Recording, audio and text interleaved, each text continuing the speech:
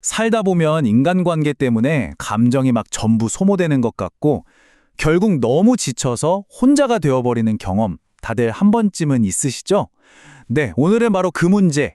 이 관계 속에서 어떻게 하면 감정적으로 소진되지 않고 나 자신을 단단하게 지킬 수 있는지 아주 구체적인 전략들을 알아보려고 합니다.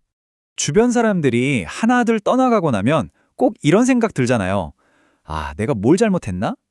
내 성격에 무슨 문제가 있는 거 아닐까? 하고요.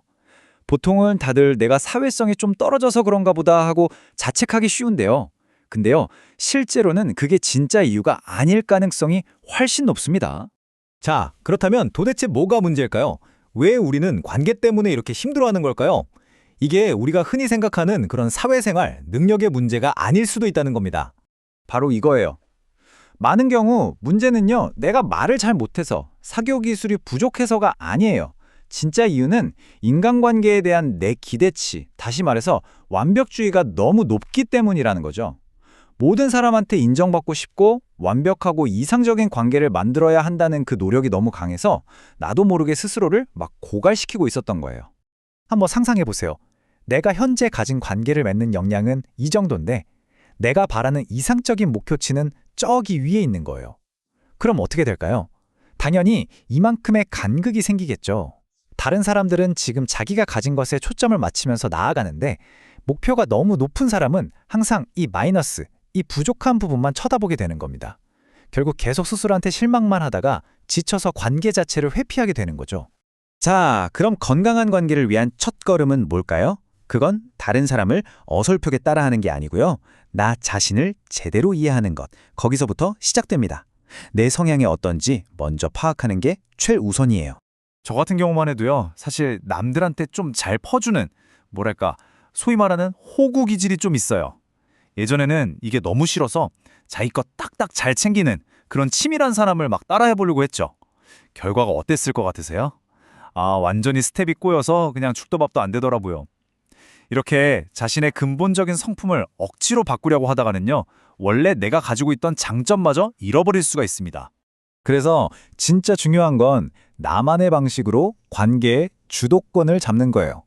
여기서 주도권이라는 게 꼭 상대를 막 강하게 휘어잡고 끌고 가는 것만 뜻하는 게 아니에요. 때로는 저처럼 좀 져주는 것 같아도 전략적으로 양보하면서 실리를 챙기는 게 진짜 주도권일 수 있다는 거죠. 제일 최악은 이것도 저것도 아니게 돼서 관계 자체를 그냥 포기해버리는 겁니다. 자, 그럼 이제 인간관계를 완전히 다른 시각으로 보게 해줄 아주 강력한 비유를 하나 소개해 드릴게요. 이 관점만 딱 장착하시면 관계의 변화에 훨씬 더 유연하게 대처할 수 있게 될 겁니다.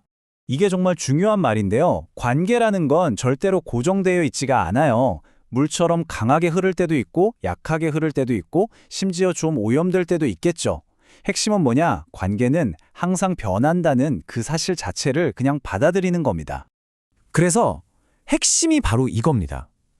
나는 사찰처럼 굳건하게 내 중심을 딱 잡고 있고요. 타인과의 관계는 물처럼 자연스럽게 흘러가게 두는 거예요. 사람들은 마치 물처럼 내 삶으로 흘러 들어왔다가 또 자연스럽게 흘러나가는 거죠. 그러니까 내가 내 가치관을 지키면서 내 자리에서 내 역할을 꾸준히 하고 있으면요. 굳이 사람들을 막 쫓아다닐 필요가 없어요.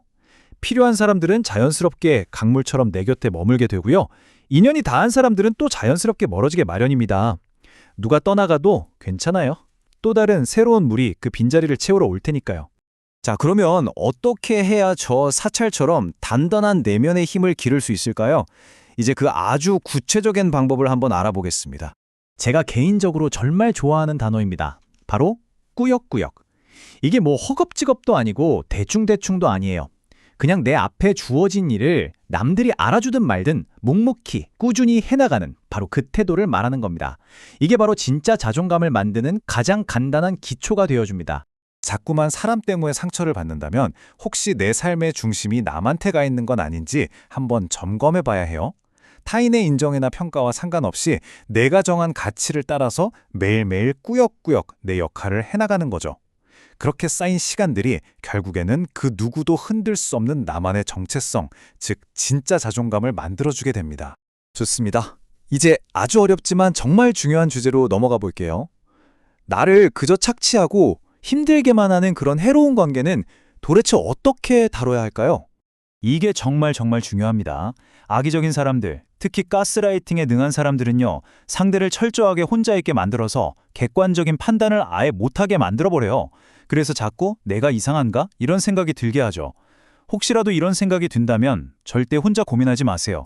반드시 이 상황을 객관적으로 봐줄 수 있는 제3자, 가족이든 친구든 전문가든 꼭 상의해야 그 덫에서 빠져나올 수 있습니다. 그렇게 객관적인 평가를 통해서 이 관계를 어떻게 다룰지 결정을 내려야 합니다.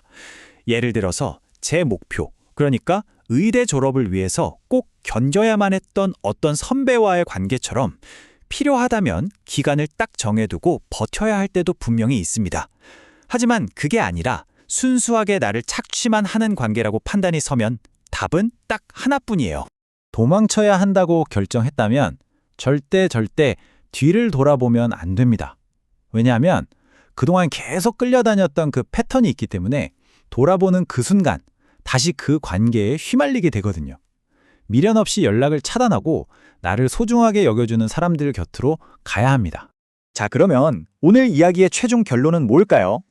방금 해로운 관계에서는 도망치라고 했는데 이 말은 모든 관계를 다 피하라는 뜻이 절대 아닙니다. 오히려 나를 단단하게 세워서 건강하지 않은 관계는 과감히 끊어내고 대부분의 다른 관계들에는 현명하게 부딪혀 나갈 힘을 기르자는 거죠. 그 부딪히는 과정 자체가 우리를 더 성장하게 만드니까요. 오늘 내용이 여러분의 인간관계가 조금 더 편안하고 단단해지는 데 도움이 되었으면 좋겠습니다. 제가 준비한 내용은 여기까지입니다.